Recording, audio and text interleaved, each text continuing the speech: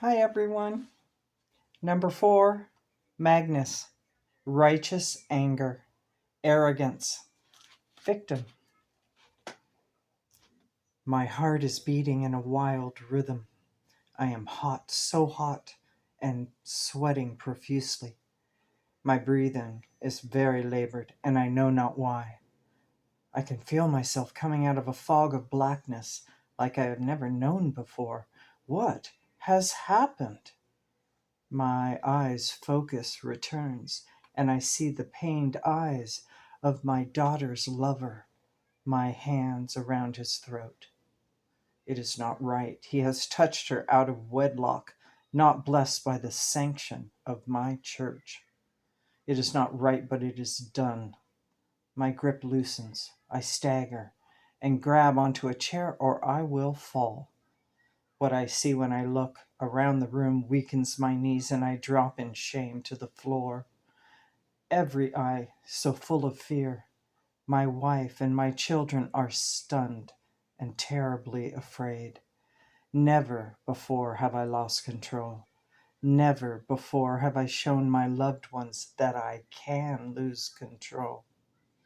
I run and don't stop until the breath cannot keep up, and I drop in a heap and weep. I almost killed a man today with my bare hands in front of my family. I too have never known such fear. I spent 3 days roaming the hills, drinking only water from the spring, before I had the strength to return home.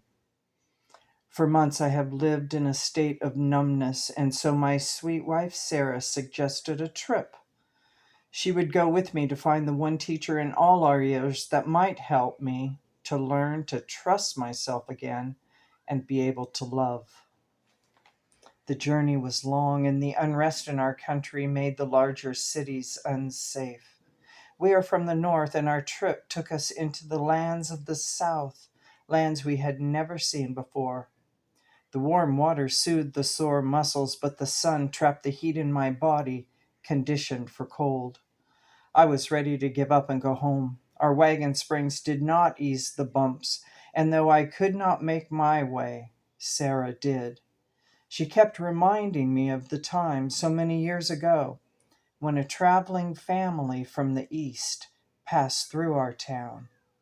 Never had I seen or felt the love that they carried together. To look into his eyes was to know that there were secrets to discover.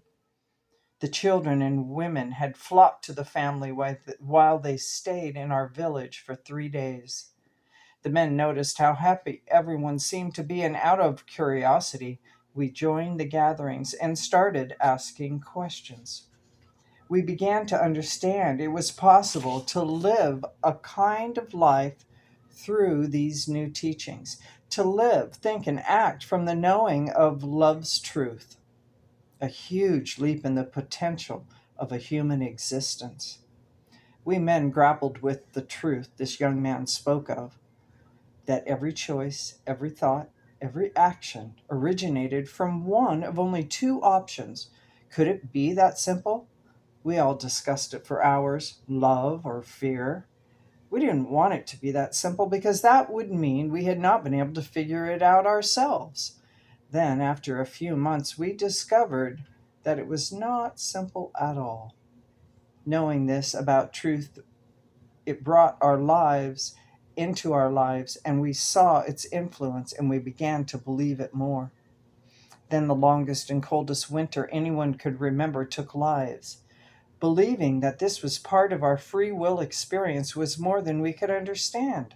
I watched these months while whole families died. I saw the ones who had listened to their intuition, their guidance, and prepared well were the ones to survive.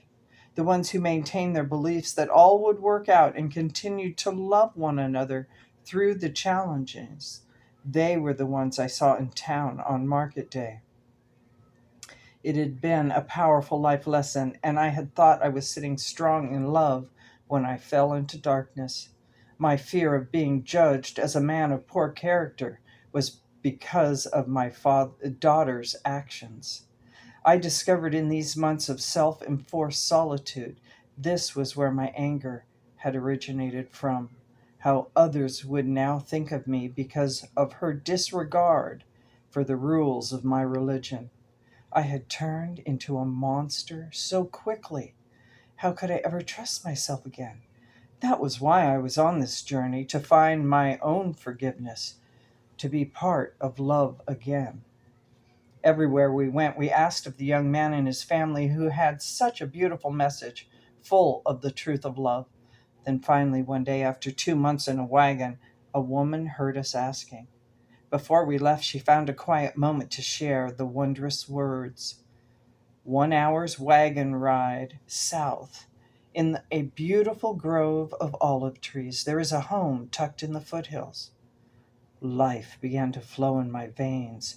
Urgency swept through my nerves. Where is he? Where is he? And then I see him. He is walking down the lane to meet us as if he knew we were coming. I jumped. I stumbled. I ran. I fell to my knees, and I wept. Deep sobs of guilt, anger, uncertainty shaking my body. He held me, and he did not let go. As the tears began to dry, I felt it. Love. Love. It had been so many months now since I had felt love push through the barriers of doubt and shame. Sarah and I spent 4 months with our teacher, filling up the emptiness, dissolving misunderstandings until we found complete clarity. Although I could have lived out my days being with my teacher, it was time to return home. The wounds needed to be healed, and I was the only one who could do it. Returning home took half the time, and soon we were approaching our first stop. My daughter had married her lover within a week of my explosion. This was an important moment. They met us with arms locked as if to support each other, standing on the porch, watching us approach. Gracious and kind, I was invited into their home. They allowed me to share the journey and the connection to love. They forgave me, and it opened the door to love. I have never felt more gratitude and knew of hope for the future once again. Rounding the turn, seeing our farm sitting so sweetly in the valley we loved, a burst of rightness and contentment filled my heart to bursting. One look at me, and the children knew Papa was back. They came running into my arms, and I cradled them tenderly. I was taught a certain set of rules, and to not follow those rules would condemn one for eternity. Now I know that no embarrassment, no change of a rule, there was nothing worth denying the love from flowing. I need seek no longer, for my teacher was very good indeed. We are called to bring heaven into our earthly living. If heaven is within, and love is the truth, then to live in truth one must stay in the love that we can find within. That is the way. Gathering room, Magnus. As the fourth light joins the light of the three, a new essence is developed collectively, and in fascination, I remain silent. The need to know all is gone. I am held in a quiet suspension that is unknown, so I wait. Magnus brought in the gentle blue of the Christ consciousness, which always appears with the gold flowing through it.